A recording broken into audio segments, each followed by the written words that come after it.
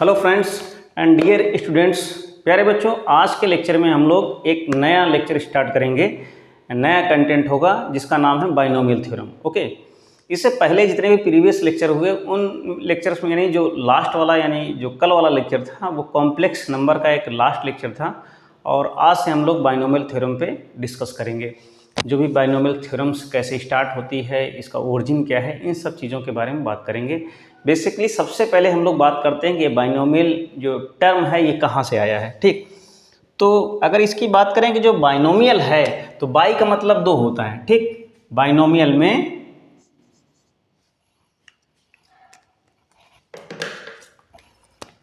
Binomial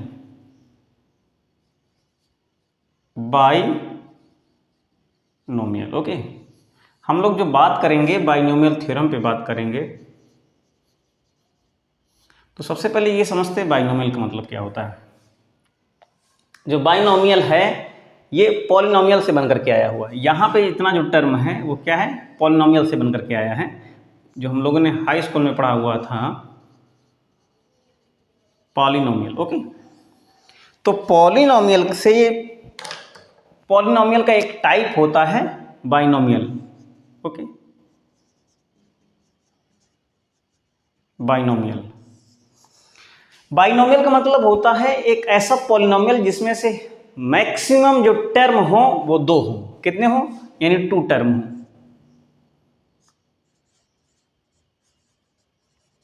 उनके example भी मैं लिखता हूं। यानी एक ऐसा पॉलिनोमियल जिसमें दो टर्म हो, उस जो पॉलिनोमियल है उसे दो प्रकार से सेग्रीगेट किया गया था। एक तो डिग्री बेसिस पे किया गया था और एक टर्म के बेसिस पे किया गया था। तो डिग्री बेसिस में हो गया कि एक लीनियर पॉलिनोमियल हो गया, एक क्वाड्रेटिक हो गया, क्यूबिक हो गया, बाई क्वाड्रेटिक हो गया, बाई क्यूबिक हो गया। ठीक, तो इस तरीके से हम लोगों ने पॉलिनोमियल को देखा। तो जो बाइनोमियल क्या है, एक प्रकार का पॉलिनोमियल है टर्म के बेसिस पे। एक ऐसा पॉलिनोमियल जिसमें से दो टर्म होते हैं उसे बोलते हैं बाइनोमियल बोलते हैं। जैसे जैसे ये हो गया x+2, x+3, x+y, x-1, x-2। Okay, ये सारे क्या हैं, ये सब बाइनोमियल है। जैसे हमने ले लिया a+b। ओके, तो ये सब के सब क्या है, ये सब बाइनोमियल है। ठीक, तो अब यहाँ पे हम लोग क्या करेंगे, बाइनोमियल थ्योरम्स पढ़ेंगे कि अगर कोई भी इस तरीके से बाइनोमियल दिया हुआ है, जैसे लिखा हुआ है कि x+y का whole square. Okay, whole square x+y, सबसे पहले x+y रहा होगा, फिर x+y का होल स्क्वायर, x+y का होल क्यूब, x+y की पावर 4। यानी करते करते करते इस तरीके से हाईएस्ट एक डिग्री निकल आई x+y to power n। Okay, तो हमें इसका एक्सपेंड करना है, हमें इसको एक्सपेंड करना है, हमें इसको एक्सपेंड करना है, हमें इसे एक्सपेंड करना है, हमें इसे एक्सपेंड करना है। अब जो एक्सपेंड करेंगे तो वहाँ पे हमें क्या पढ़ना, जनरल टर्म पढ़ना पड़ेगा कि जनरल टर्म है क्या, उस कोई भी बाइनोमियल है तो एक्सपेंशन करेंगे, वहाँ से एक जनरल टर्म निकल करके आएगा और वो उसी जनरल टर्म की सहायता से हम बहुत सारे क्वेश्चंस को सॉल्व करेंगे। ठीक, अगर कोई भी बाइनोमियल दिया हुआ है, उसकी कुछ इंडेक्स दी हुई, इंडेक्स का मतलब पावर उसकी कुछ दी हुई 2, 4, 5, 6, 8, 7 कुछ भी दिया हुआ है, तो वहाँ पे x का कोफिशिएंट क्या होगा।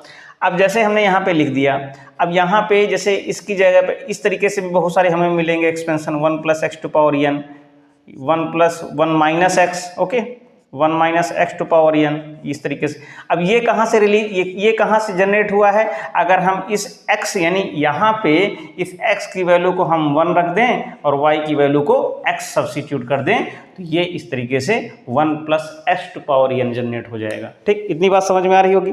तो सबसे पहले तो बाइनोमियल समझ में आया कि बाइनोमियल क्या होता है। अब उसकी पावर जितनी है तो उसको उसी हिसाब से क्या करेंगे, हम उसे एक्सपेंशन करेंगे, एक्सपेंड करेंगे। ठीक, तो यहाँ पे आज के लेक्चर में सबसे पहले स्टार्ट करते हैं बाइनोमियल थ्योरम। बाइनोमियल थ्योरम आप लोग हेडिंग डाल लीजिएगा और सबसे पहले यहाँ पे लिखेंगे a+b की पावर, यहाँ पे लिखेंगे a+b की पावर n। ओके, ये तो इसका एक्सपेंशन क्या होगा, यहाँ से लिख रहा हूँ मैं NC 0 और यहाँ पे B ओपन नहीं होगा तो क्या होगा, सबसे पहले a टू पावर n, इस बात को समझना। And NC 1 a to power n minus 1 into B and plus NC 2 a to power n minus 2 into B square. इसके आगे NC 3 a to power n minus 3 into B cube, इस तरीके से। And NCR a to power n minus r into BR and NCN, ये यानी कि ख़त्म हो जाएगा यहाँ पे और ये बचेगा b टू पावर n। ये ध्यान से देखिएगा सबसे पहले इसको यहाँ पे ऐसे समझना है कि समझेंगे कैसे, जो इतना बड़ा एक्सपेंशन है उस एक्सपेंशन को हम लोग समझेंगे कैसे। a प्लस बी, ठीक, a प्लस बी लिखा हुआ है तो सबसे पहले a की जो है हाईएस्ट डिग्री शुरू हुई ये, और यहाँ पे क्या है, एंड होते होते b की हाईएस्ट डिग्री, ठीक। स्टार्टिंग हुई 0 से तो a की यानी b की पावर 0, तो b की पावर 0 दैट मीन्स 1, ठीक है। अब जैसे जैसे NC1 NC2 NC3 NC4 NC5 NC, इस तरीके से ये सब के सब क्या है, कॉफिशिएंट है। ये क्या है, कांस्टेंट कॉफिशिएंट है। इनको क्या बोलेंगे, ये जितने भी हैं, ये जैसे यहाँ पे ये है,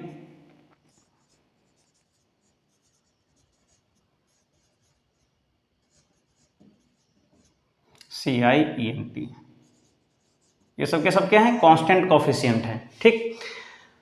a और b की तो वैल्यू बदलती ही रहेगी, ये हर एक्सपेंशन में उतनी ही वैल्यू इनकी आएगी, तो इसलिए इनको कांस्टेंट कॉफिशिएंट बोलते हैं। अब यहाँ पे क्या है, NC0 NC1 NC2 NC3 NC4 NC5 and so on NCN, just उससे पहले क्या कर दिया, NCR, ठीक। NCR क्या है, क्या कुछ जो उसके बीच में जो डिक्रीज हो रहा है। अब यहाँ पे क्या है, a और b दो जो यहाँ पे दो जो वैल्यू दी हुई हैं, तो सबसे पहले पहले वाले टर्म की हाईएस्ट करेंगे a टू पावर n, दूसरे वाले की एकदम लोवेस्ट करेंगे 0, तो यानी 1 हो जाएगा। अब ये घटता शुरू हो जाएगा इसकी पावर, तो a to power n minus 1 a to power n minus 2 a to power n minus 3 a to power n minus 4 n minus 5 n minus 6 n minus r, इस तरीके से आ गया। b की वैल्यू, b की power जो है बढ़ रही है, 0 था 1 हो गई, 2 3 4 5 b टू पावर 6, ठीक, and b to power r और लास्ट में b टू पावर n। इस तरीके से इसके एक्सपेंशन को हम लोग यहाँ पे देखेंगे। इतना भी लिख लेंगे जो यहाँ पे कांस्टेंट कोफिशिएंट हैं, वो कांस्टेंट कोफिशिएंट की वैल्यू कितनी है, वो है NC0 कामा, ये इसी के आगे कांस्टेंट कोफिशिएंट लिखा हुआ है NC0, और ये क्या है ये क्या है NC1 and NC2 NC3 and so on, ये क्या है NCR, ओके, इस तरीके से। और ये क्या है NCN। अब यहाँ पे इस फार्मूले को भी लगे हाथ लिख लीजिएगा कि जो NCR की जो वैल्यू होगी वो क्या होगी, फैक्टोरियल n और अपान फैक्टोरियल r और into factorial n minus r। इसको बॉक्स के अंदर बंद करके नोट डाउन कर लीजिएगा, ठीक। अब यहाँ पे बात आती है कि अगर यहाँ पे NC0 है तो उस NC0 की वैल्यू क्या होगी, तो फैक्टोरियल n अपान फैक्टोरियल 0 और इनटू में फैक्टोरियल n माइनस 0। तो इसको क्या लिख सकते हैं, n अपान फैक्टोरियल 0 और इनटू में फैक्टोरियल, ये इससे कैंसिल आउट हो जाएगा, 1 अपान फैक्टोरियल 0, इसकी वैल्यू आ जाएगी कितनी, 1, ठीक। तो कुछ यहाँ पे वैल्यूज़ हैं जिन्हें नोट डाउन करना है कि वो उनकी वैल्यू क्या होती है, तो उन्हें नोट डाउन कर लीजिएगा। किसकी वैल्यू, कि सबसे पहले फैक्टोरियल, जो ये जो सिंबल है इसे बोलेंगे फैक्टोरियल 0, ओके, ये फैक्टोरियल 0 बोलेंगे। और इस सिंबल को हम लोग चाहे ये लिखें चाहे ये लिखें, बात एक ही है। तो इसकी वैल्यू फैक्टोरियल 0 की वैल्यू 1 होती है, कितनी होती है इसकी वैल्यू, 1 होगी। फैक्टोरियल 1 की भी वैल्यू कितनी होगी? 1 होगी। फैक्टोरियल 2 की भी वैल्यू कितनी होगी? 2 होगी। तो ये याद रख लीजिएगा। अब इसके अलावा अब आगे फैक्टोरियल 3 से इसकी बात कहानी चेंज होती जाएगी। तो फैक्टोरियल 3 की वैल्यू कितनी होगी?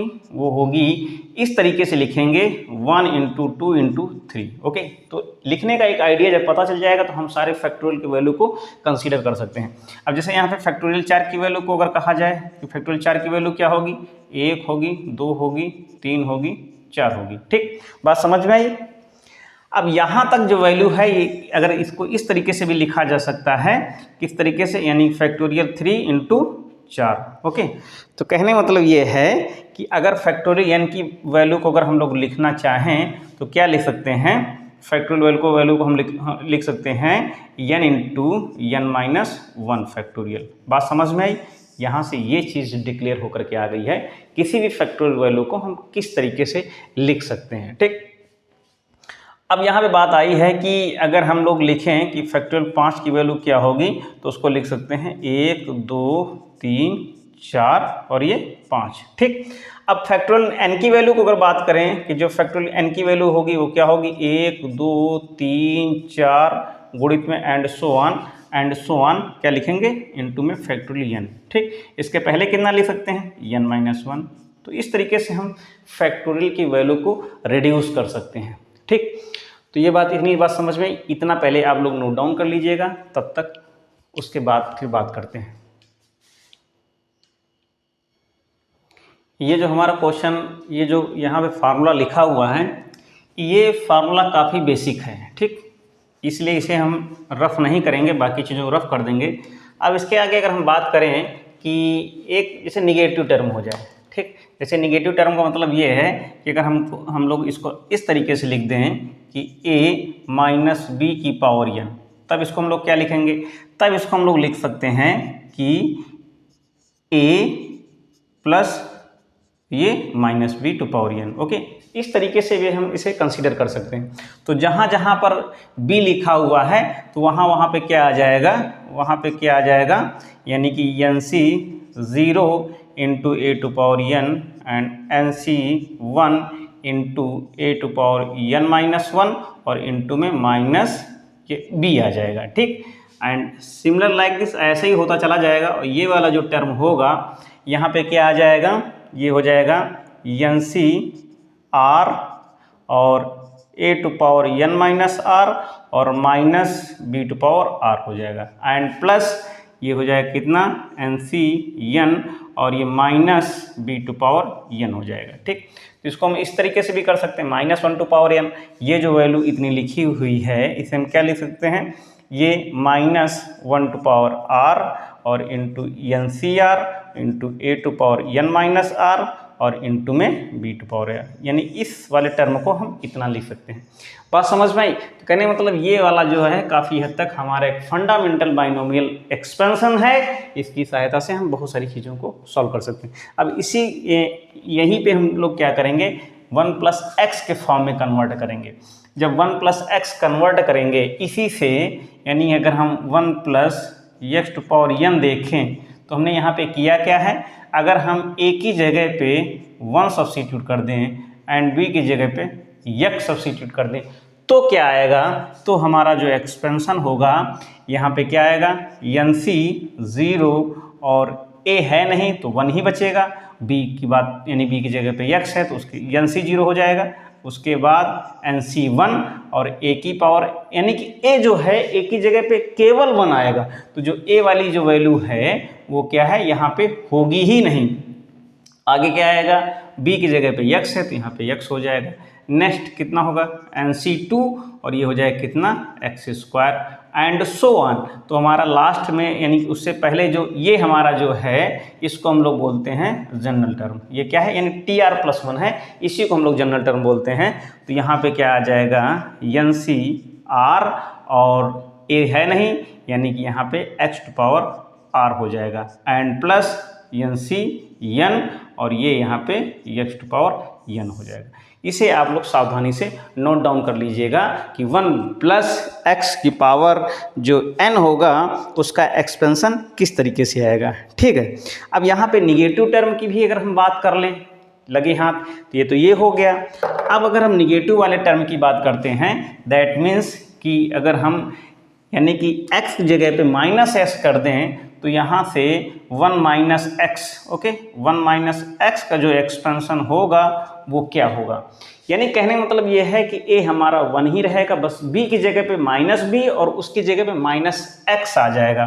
तो क्या होगा, वो क्या होगा, यानी कि इसकी जगह पे, तो यानी कहने का मतलब ये है कि NC 0 एंड प्लस NC 1 और a तो है ही नहीं, b की जगह पे कितना आ जाएगा, -x हो जाएगा, ओके, एंड प्लस NC कितना हो जाएगा, NC 2 और ये हो जाएगा कितना, -x² एंड सो ऑन, क्या हो जाएगा, एंड प्लस NC R और ये कितना हो जाएगा, -x⁻r and plus NC n और ये -x⁻n, इस तरीके से हो जाएगा। ये निगेटिव वाली टर्मिनोलॉजी है, इसे आप लोग ध्यान से नोट डाउन कर सकते हैं।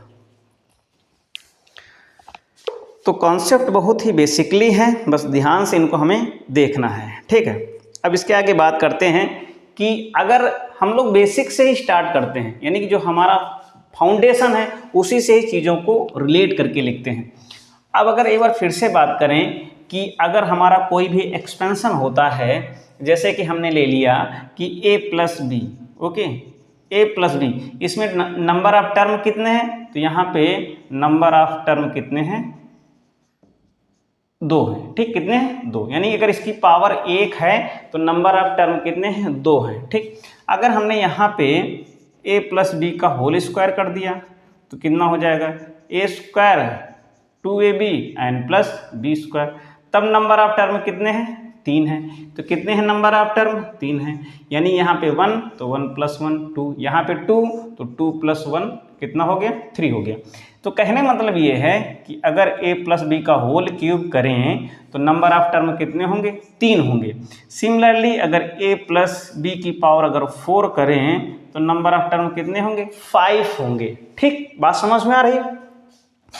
अगर इसी तरीके से कि अगर a+b की पावर अगर n करें तो नंबर ऑफ टर्म हमारे जो होंगे वो कितने होंगे, नंबर ऑफ टर्म्स कितने होंगे, n+1 होंगे। इस बात से एग्री करते हैं कि नहीं करते हैं। यानी कहने मतलब ये है कि हमारे नंबर ऑफ टर्म्स कितने आएंगे वो हमें पता चल गया है। ठीक, अब जब नंबर ऑफ टर्म्स पता चल जाएंगे तो उसका मिडिल टर्म, जैसे यहाँ पे मिडिल टर्म क्या है, तो मिडिल टर्म ये है, तो मिडिल टर्म कौन सा होगा उस पर बात करते हैं। तो नोट डाउन कर लीजिएगा, middle term of binomial expansion of a+b की power n, middle term, middle. अब मिडिल टर्म को जैसे हम फाइंड आउट करते हैं, हमें टोटल नंबर ऑफ टर्म देखते हैं कि total number of term even है कि ऑड है। तो हम ये बात करेंगे कि नंबर, पहला केस हो जाएगा, पहला केस क्या हो जाएगा, इफ जो n+1 है वो अगर ऑड है, ठीक, तो मिडिल टर्म क्या होगा, क्या होगा, वो होगा मिडिल टर्म n+1 + 1/2, ये होगा हमारा मिडिल टर्म। ठीक, क्या होगा, ये हमारा हो जाएगा मिडिल टर्म हो जाएगा।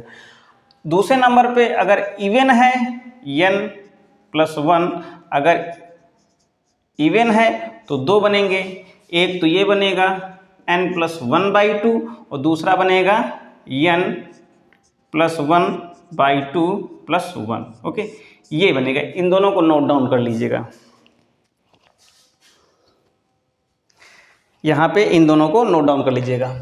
अब थोड़ा सा और देखते हैं कैसे बनेगा, है कि नहीं, यानी किस तरीके से बनेगा। तो जो हमारा मिडिल टर्म है किस बेसिस पे बन रहा है, अगर हमारा ये ऑड है, यानी कहने का मतलब ये है कि अगर कुछ भी ऑड आ रहा है तो यानी कि उसके जो टोटल नंबर आ रहे हैं, सपोज 5 आ रहा है, ठीक, तो 5 आ रहा, 5 1 6 और 2 3 6, तो यहाँ से 3 निकल करके आ जाएगा। ठीक, अगर लेकिन आ रहा है कि इवन आ जाएगा, 4 आ जाएगा, तो 4 अगर 4 आ जा रहा है तो यानी इसकी वैल्यू 4 है, ये n+1 पूरा पूरा 4 है, तो 4 को 2 से भाग करेंगे तो 2 आ जाएगा।